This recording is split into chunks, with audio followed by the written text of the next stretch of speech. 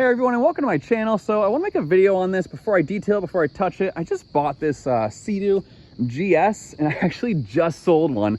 My last video I think I posted was on a Sea-Doo GS, and I wanted to sell it, but I found another one and I had to grab it. So now I have this one, and I do plan on fixing this one. I sold the other one for parts, but I do want to do a little walk around video for, you know, these underrepresented jet skis on, or technically personal watercrafts on YouTube. If you didn't know, jet ski is a Kawasaki type of personal watercraft, and it's kind of like how Kleenex, you know, is a tissue. So I just want to do a walk around, a little, you know, not review, but yeah, guys, when I tell you that this stuff wipes down so well, you know, I had all these looked way worse than that, and now they all look great. So I want to film this while I have the lineup too. I got a GTI, GS, GTS, GTI again, XP, and GTI S, and another GTS right there.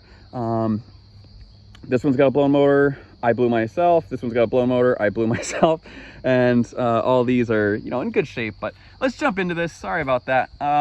Yeah, this stuff cleans up really well. Super faded compared to how the GTIs and GTSs with the, I believe painted, if you look there, I believe painted, or technically it could be gel coat.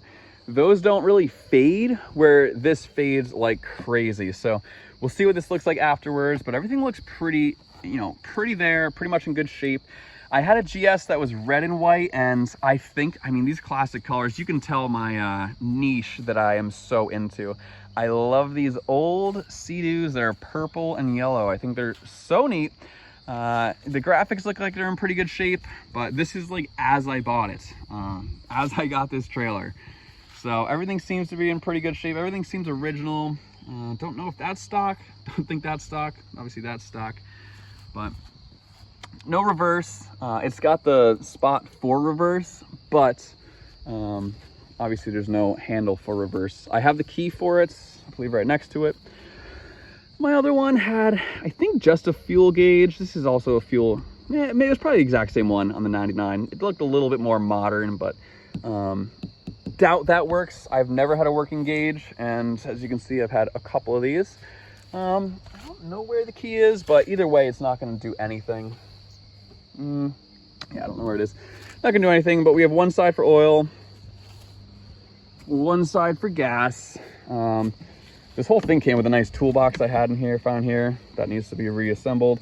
But all this seems to be in pretty good condition. A little tool case in there too, a lot of tools. Usually these things are kind of stripped when I buy them, but yeah, everything looks awesome that I've seen so far. No fiberglass work, nothing weird, nothing unhappy. I haven't checked to see if this has a dipstick for oil. I almost doubt it does. I really do like the dipsticks for oil the other Sea-Doos have. Like when they're right in here, there's a dipstick on them. I really like that, but you know, it is what it is.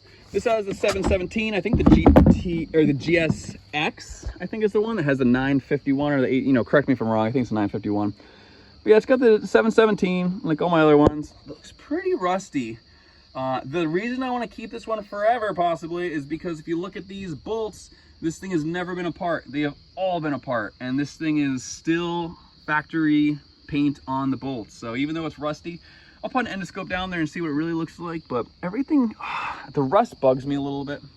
But I think I'll probably keep this one. I think it's really cool. I got the paperwork for obviously all of these, and yeah, it looks really neat. Very happy so far with it. And these pink, purple, and white, yellow, all these are so cool, so nostalgic of the 90s. And it's got a pretty aggressive looking hull. I haven't checked the condition of it, but hull looks pretty aggressive, almost like the XP. So that'll be a really good comparison to make, because these, I mean, these have no bite. This is a dirty one that's I can't even clean. I'll show you this one.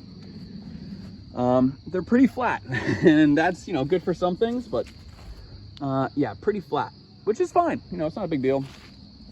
But I guess I left a plate on the trailer when I delivered it.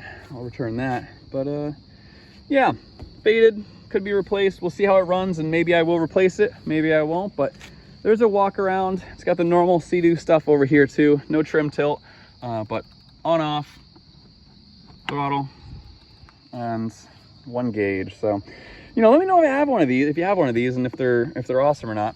I want to correct my, do I have a dipstick? Or do I just have a clear tank? Nope, I just have a clear tank that I look in. I'll see if I can tell a level there, and just always keep it topped off, because that is the killer of these things. So again, leave a comment with what you think. If you have one, if you like one, if you saw my other video. I might be two of the really only Sea-Doo GSs from this era, and I hope they're sick. They look like the